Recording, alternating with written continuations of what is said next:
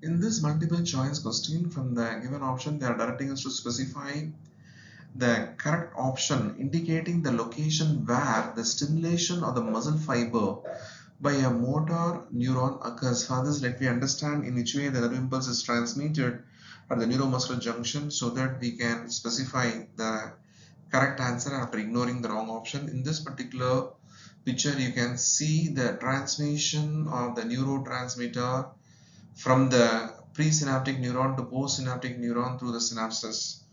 For this, we need to understand in which way the seminal vesicle is brought to the synaptic knob by calcium so that the acetylcholine will be released to the synapses that is responsible for the activation of the muscle fiber.